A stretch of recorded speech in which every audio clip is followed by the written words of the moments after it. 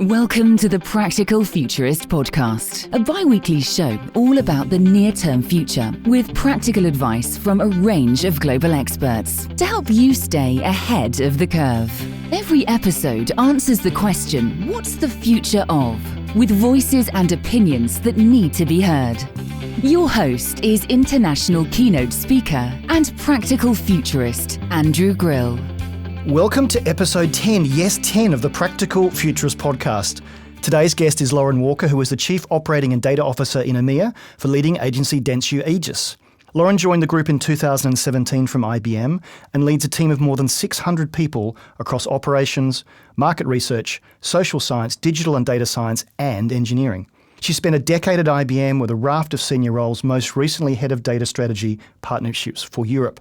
Lauren was also Director of Competitive Strategy at Choicepoint, now part of LexisNexis, and spent 2 years as a special advisor to the Director of the White House in Washington, D.C. Welcome, Lauren. Thank you, Andrew. Good to be here. Now, we first met even before I joined IBM. If I remember correctly, I was the CEO of influencer platform Cred, and I presented to you and some of your colleagues in early 2013. So apparently what I said struck a chord because 6 years later, here you are on a podcast. Of course it did. Come on now. I remember that day in South Bank. Wow. So what does being a Chief Operating and Data Officer entail day to day? Oh, it's an evolving feast of activities. The interesting thing is when I joined Dentsu Aegis after leaving IBM, one of my requirements in coming in was I spent 10 years in data and technology, sometimes good, sometimes bad. And if there's one thing I learned, it's the person with a P&L with a revenue figure is the one that gets stuff done and gets the assets. So my request to the management when I was doing interviews was very much, give me a revenue number, data should be on the P&L, and hold me accountable to the things I want to do, and let's actually make this a data-driven business. So it was very much about CEO positioning for the CDO role when I came in. And through that, I think I was able to really transform the business's view of having data be a front office activity as well as a back office activity. Yeah, data is actually an asset to have. Yeah, and it's great. So I would go to these roundtables, and we work a lot with PwC, and so we were talking with the accountants and saying, how do we get this on the balance sheet? Will it ever happen? And I do see this momentum of people saying it is something like brand, like goodwill. It has to be accounted for. And if you look at the Equifax scandal with the data leakage, it has fundamentally impacted their entire market capitalization. So it is critical importance. Well, hopefully on this podcast we'll understand how important data is. And you're right, that it's got to be on the, like goodwill, it is an asset that people have. And I think as people understand more the data they have available, it'll become more valuable and probably will be on the P&L for every company. Yes, and I think it's only becomes apparent once you have the right organizational design to take advantage of it. And so that's how I actually ended up evolving into the Chief Operating Officer at Dentsu EMEA now, is because it became apparent that while we have data in all these different places, do we have the roles and the right skills to actually make sure the data goes through a process that leads to the ability to make decisions off of this trusted data. And having spent 10 years, we've done it together, right? There's been accounts that we talk to together where you look at all of the information that's in the digital universe, a lot of the stuff you focused on with social. How does it then map into the internal information like CRM and all this other information you have to actually give you a full picture of what's going on? So that requires this whole thing of digital transformation, right? Which is now the latest stat I saw is digital transformation consulting is worth $44 billion globally, which is an 80% increase between 2016 and 2019. So yes, my years are a bit off considering it is 2019 now, but that's massive, right? That's huge growth. And it's because everyone's trying to figure out, what do I do? How do I look like a Google and Facebook? It's not an overnight thing. Talk for another time, but I think digital transformation is often misused because people do a fake transformation. They say they're doing it, yet they can't get on the Wi-Fi. And so there are the hygiene factors. Then I get this all the time. You are obviously very passionate about data. It's a subject close to your heart. I'd argue we're just drowning in it. So what can companies do to start to tame the data they hold? Oh, gosh, where to even begin on that one? Well, I'll give you two kind of like stories, right? So one story for us is being an agency, right, that's helping clients understand what is my brand strategy? How do I even understand how I drive someone with their emotions and their aspirations to buy this Louis Vuitton handbag. At the same time, how do I convince you that when you're thirsty, you want Danone water or Nestle water or some other sort of branded water, right? Whether the differentiation literally is the brand again, it's not this aspiration. So when you look at all the data assets we have, we're using data assets that we get from Google, we get data assets from Facebook, we get data assets from our own market research. So we are literally drowning in data on consumer opinions, and you need to have the understanding of each of the data sets is coming through a particular lens, and then you're analyzing it for a particular outcome. So you really have to start to think about each of these data sets has been created with a particular group of people for a particular end goal, and then it's bringing all those three things together, knowing that one is coming from digital, one's coming from, let's say, offline, and how do those combine to say, this is the ideal archetype of person that we think is our muse and the person that we actually want to buy our product. And then how do you then use that externally to buy this billboard, to buy this TV spot, to do whatever digital campaign, and also to advise how do I evolve my product, with Adidas, how do I evolve my shoes over time so that while everyone loves it today, I want them to love it for the next 30 years.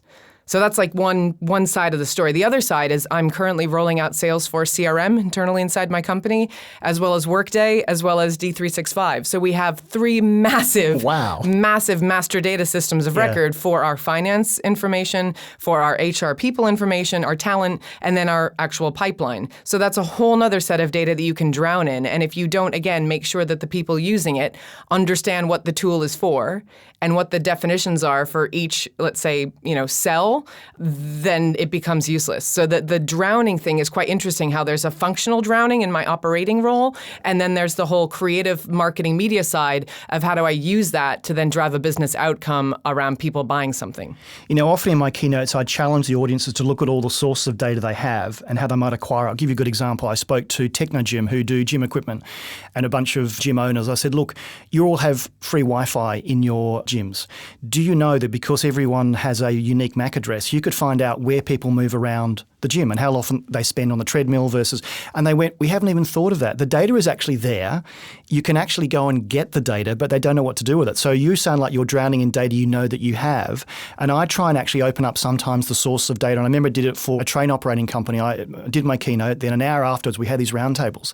And I forced them in the groups to say, think of all the other sources of data that you have. How do you get it? And if you had it, what would you do with it? And their eyes were just open because we didn't know we had access to all this extra data. But the challenge, as you said, is even if you have it, you're still drowning in it. And you have to, and that's why the multidisciplinary teams that we've created, we had all these folks in their individual silos of, I do performance marketing and most of my stuff is digital analytics.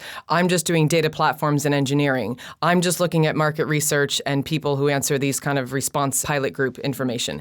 Once you bring those brains together, you literally have an anthropologist here, you have a data scientist, a statistician, you have a variety, and then you have, say, a computer scientist, and you have this mix of people who are combining the best of the right brain and left brain thinking, still probably more right brain because it's not as completely like picturesque, but very data-driven about what does this actually mean and what do we as a group want to do about this. And I'll never forget it. Vicki Brock, who's the CEO of Clear Returns, she was a big SPSS customer and used to speak for IBM at a lot of events, and so I still follow her today. But she had that idea, let's get these young people in to think and problem solve around these data sets, and I feel that that's what I saw a lot in my IBM role, is people hiring data scientists and just saying, here's the data, like find the answer. And that is never the right outcome or the starting point, let's say. And a lot of the data scientists would say, this is unfair, but I'm getting paid a lot of money, so I better try to figure this out.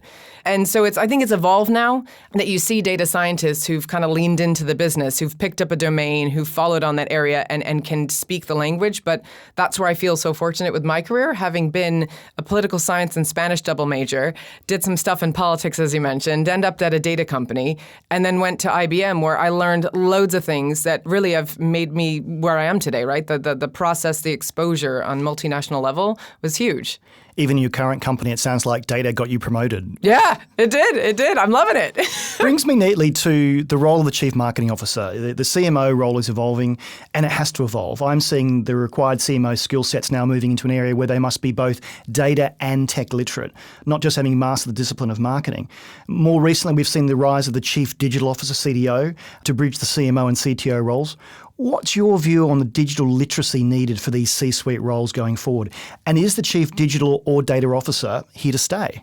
So, fantastic question. So, it's one of my favorite topics, right? So I thought when I laid out my career plan, right, especially as I was looking to leave IBM, it's like, I'm going to be a CMO. Like that, to me, is the pinnacle of, I don't want to be a CEO, but a CMO. That to me is where you're really driving the combination of the data, the technology, and still that creativity of how do I stand out from all the other competition? Yeah. What I've seen, especially in this agency role where we're working from both marketing side and media side, along with actually CRM departments, I'm seeing the fact that most marketers use 15 different tech applications that are best of breed because they'd prefer to use best of breed means that marketing is massively siloed. And I think that is at the detriment of the ability of the CMO to run that as a fully oiled machine. What I also see is in the people that we work with in our client side, more and more of the digital data-oriented folks are the ones getting promoted. So I do think it's without a doubt that those who came from more traditional brand background CMOs, they will have their day again, I'm sure, but for now it's definitely the data tech types, and especially the folks in digital, because there's a desire to do this one-to-one marketing. And coming to the UK nearly 10 years ago, the US has a huge amount of data, so you can do that one-to-one targeting. The laws are very different. For us over here in the EU with GDPR and so forth, it's actually more about, let's say, contextual targeting now. And so you really have to begin to understand, how do I use all the tech in an appropriate way to really triangulate to what I want this person to do, and where do I use all of the data and tech and channels to achieve the brand marketing that gets you to buy into that long journey of, I love this brand. I love John Lewis. I really do. So, by the way, John Lewis, I love you. So I love that shop.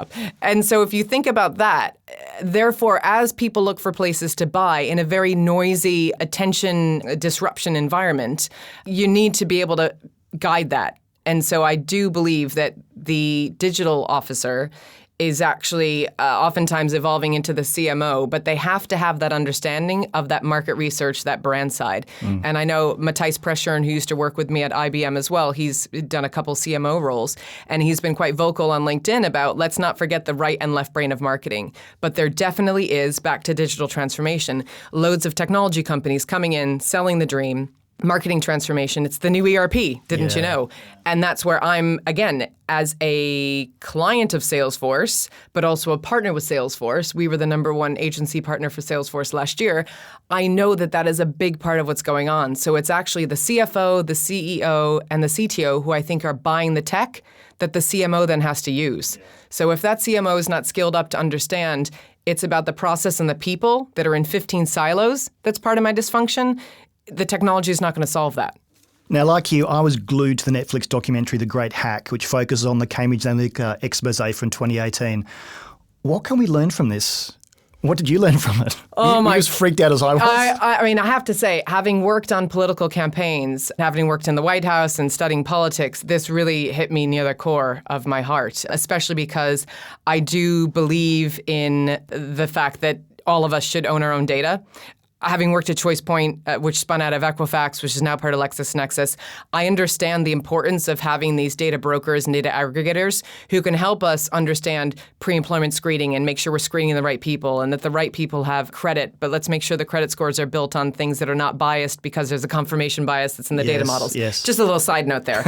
So all of that stuff going on, I do worry that Facebook had great intentions in the beginning to connect people. And at this point, I was listening to a podcast yesterday where they said there's something like $50 to $100 CPM rate buys going on of Democratic primary candidates through Facebook. That usually would be a dollar or less. So the fact that Facebook is now essentially a weaponized data machine, people don't really realize what's going on. And I think to some degree, while Facebook may try to fix that, I think it's almost beyond their control. And so I do worry that because the government regulation is really far behind understanding what Facebook can do.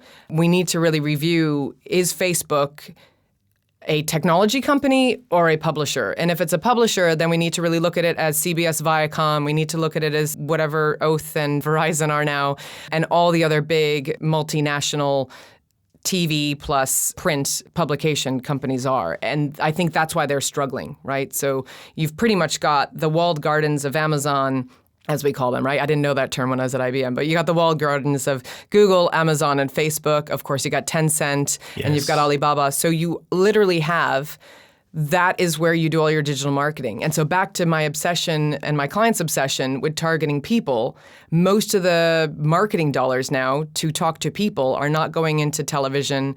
Maybe they're a little bit into Netflix as it opens up. They're not going into like the BBC for sure, maybe Channel 4 and otherwise.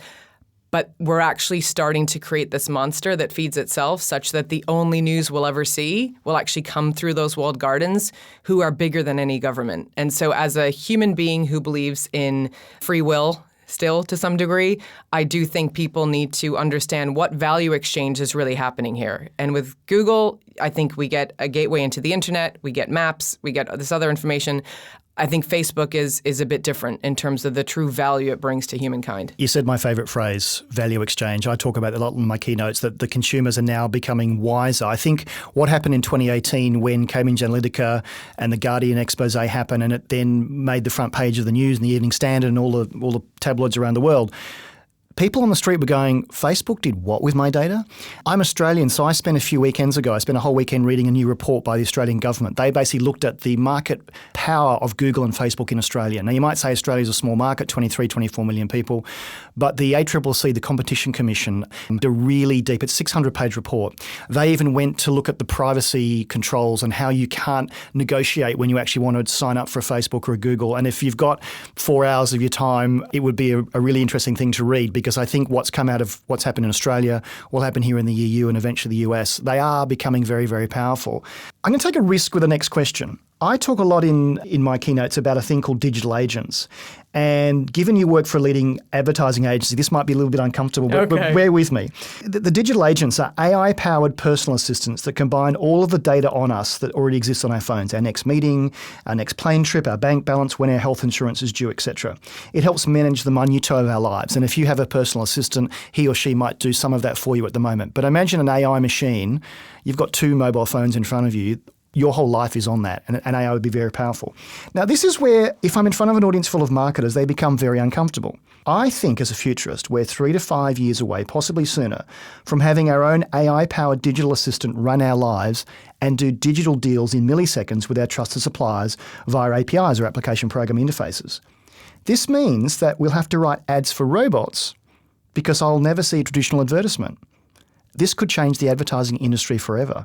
How do you feel about this near-term futurist view? Love it.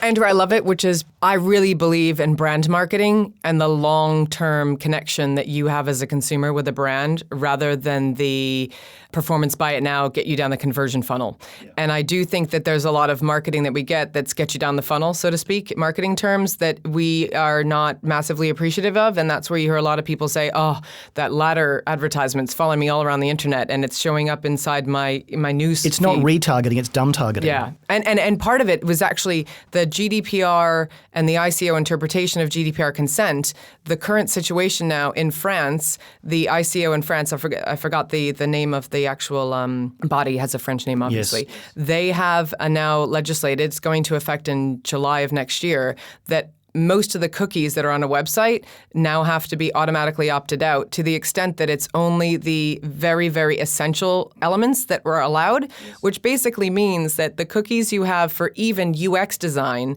and the Google Analytics that would allow you to say, I bought this search ad and now I'm on this web page, we won't be able to do that anymore.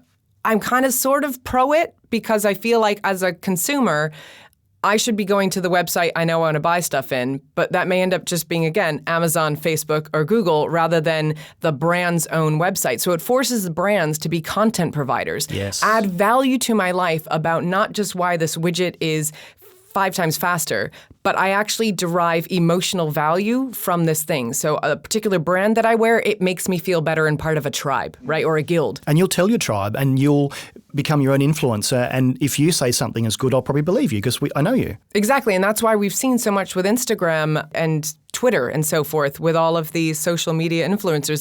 Hey, I mean, look at the number of influencers you have because people believe what you say. They find it interesting.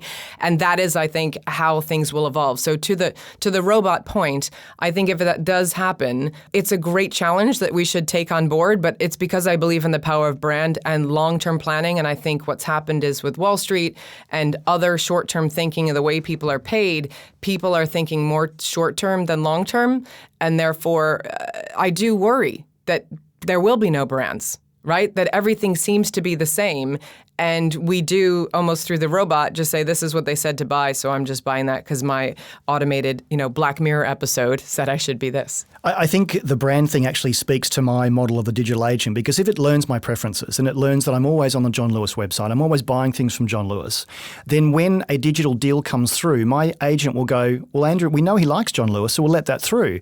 But if some other TK Maxx comes through and you've never dealt with them, other than me not seeing the ad, it just won't get through. So the copy will have to be content that my AI assistant has learned that I'm actually interested in, and it'll have to have a wide enough filter to go, you know what, he hasn't dealt with this other brand, Selfridges, before, but we know it's similar, so we'll let it through and see if he responds to it. And I think that sort of learning will actually help brands have a great brand story rather than, as you say, get in the funnel and get out of there. But let me just go even a step further, which is super exciting. Some of the stuff that we're doing is because of the attention economy, as we call it at Dentsu Aegis. We have started to work with production companies to almost go back to the 1920s where it was brought to you by Campbell's Soup. But instead of it being that overt, we're actually doing programs that relate to the brand and then the content, and the brand's product is within the actual program, but it's just there. And this, to me, is advertising at its best, right? You don't even know you're being advertised to, but it's there. And if you watch Mad Men, how many times do you see a cigarette or them drinking? Do you not want to smoke or have a cigarette by the time you've watched like 3 episodes of Mad Men?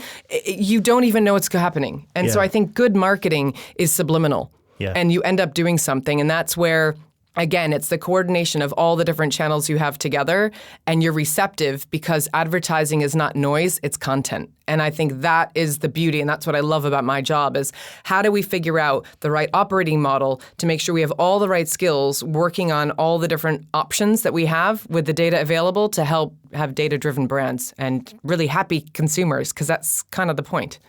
So the skills thing is an interesting question. So what subject should any future leaders listening to this podcast be studying now to ensure they take advantage of this new rich digital world?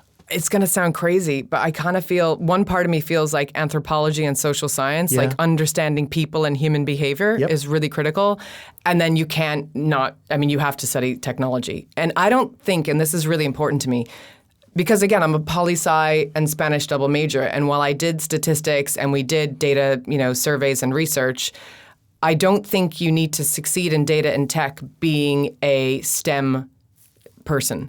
And I think it's really important because if people don't have the inclination to do maths all the time and engineering, you can understand that by joining a technology company as one of the first jobs you do with your domain of finance, of marketing, of HR, whatever it is, and understand how the technology helps you do your job better. And I'll never forget, Gaurav Deshpande was my first manager at IBM.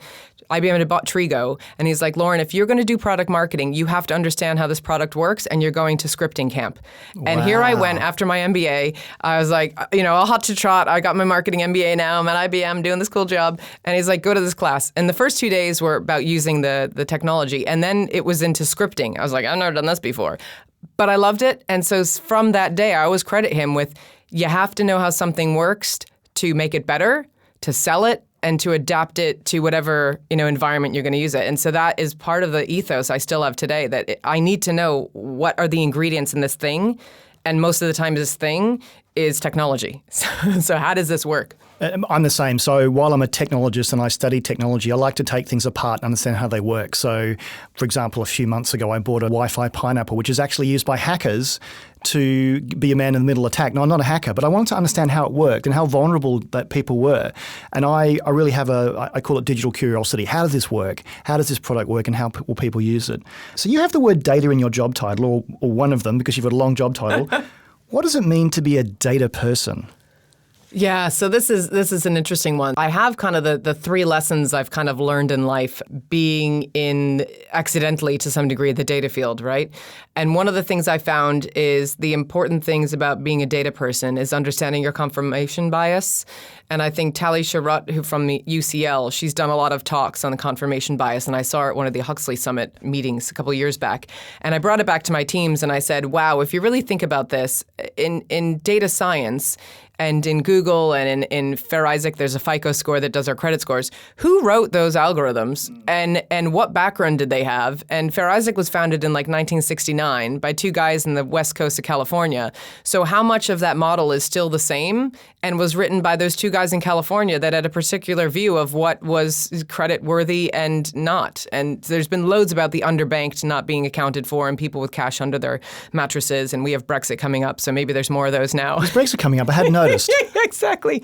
So you do have the confirmation bias thing you have to be aware of.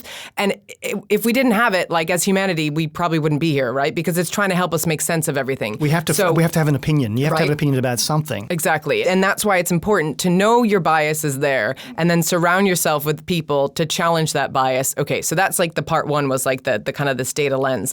The next part for me was about understanding what is going on in the digital marketing and media ecosystem. So that really started to blow my mind because I didn't know how much data Google, Facebook, Amazon really had. And once I started looking at the consolidation of this industry, another stat I have is that $95 billion is the forecast spend in intelligence technology and marketing technology. $95 billion. That's huge. By 2021. So that's insane. And really what that comes down to is you have Salesforce, that's a fantastic company, growing really fast, and has essentially your CRM and your marketing data inside what I'd say is your enterprise. Then you've got Google that has all the data outside your enterprise, and those two are really well-coordinated partners. Like Google uses Salesforce tech, Salesforce uses Google tech, et cetera.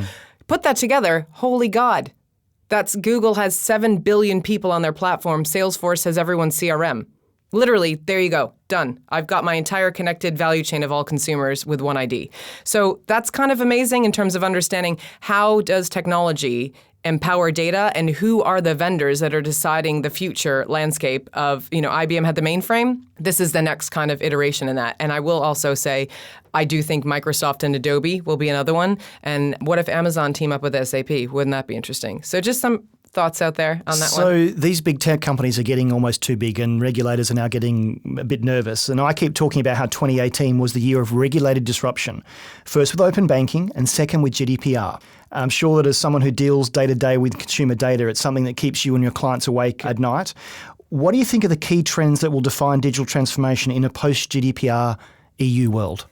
So for us, the big trend I've seen, part of it is the insourcing. So in the media agency industry, we have a lot of clients who are saying they want to own the tech because traditionally they would just essentially, I almost feel like the media agency is the outsourced CMO suite. And essentially we use all the tech, buy all the tech, have all the skills, have the right kind of environment to nurture those skills and drive innovation that a enterprise wouldn't. But with you could say, the consolidation of the 6,000 MarTech companies, if you've seen the LumaScape by Chief MarTech is the guy who does it in his website.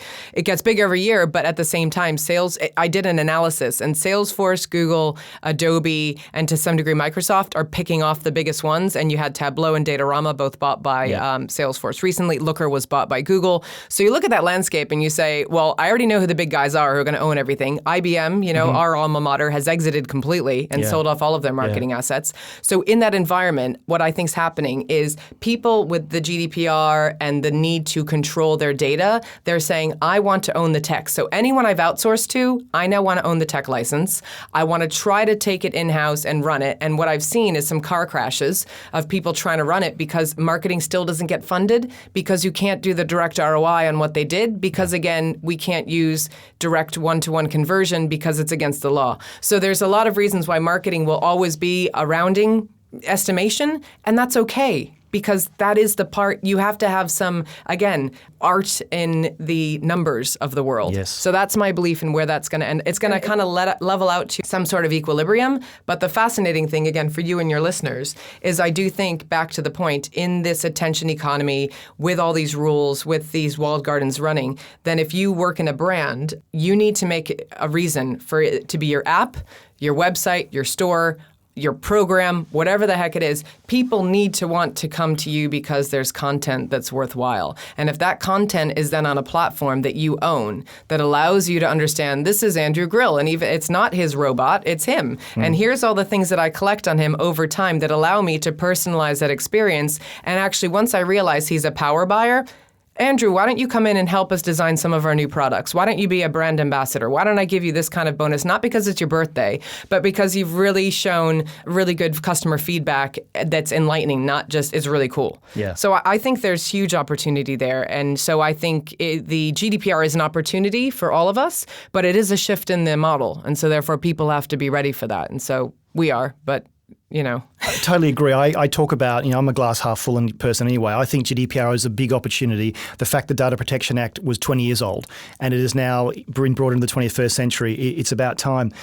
But on the back of that great hack documentary we talked about before, I think consumers are slowly becoming more informed about what big tech is doing. And we talked about this value exchange, and they're aware of their own digital data footprints. So how do you manage your own personal data, given what you know about how the industry works? No, it's a great point. And actually, I've volunteered at my local school to start educating the parents, because I know the people in my NCT group and my local neighborhood, we talk about it. And I was like, oh, here comes Lauren again with her data news.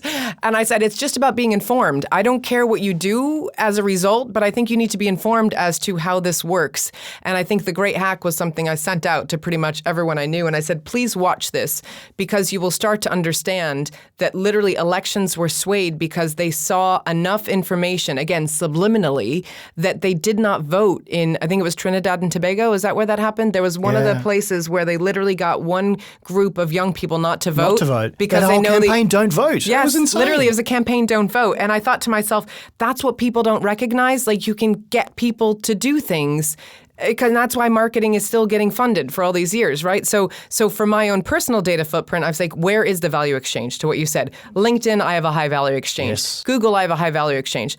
I don't have a value exchange with Facebook.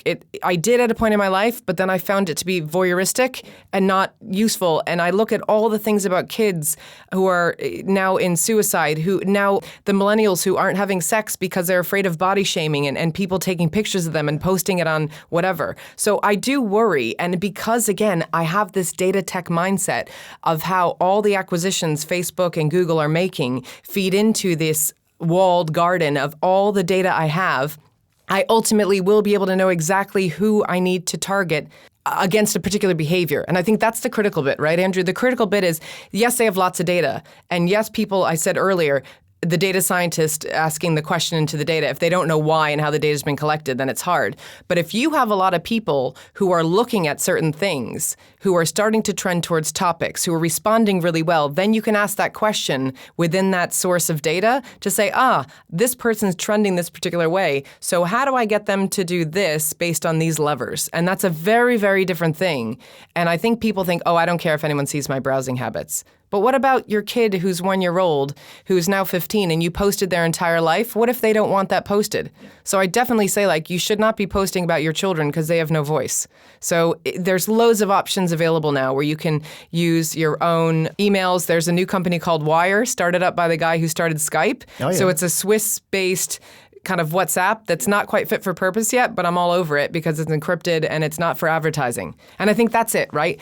If we have some new social media sharing environments that are not based on advertising, but you pay, that's great, because now there actually is, I'm getting this for this. And currently, I think that people don't realize that they are paying by giving away their data and then ended up being targeted with things and doing things they didn't know they did.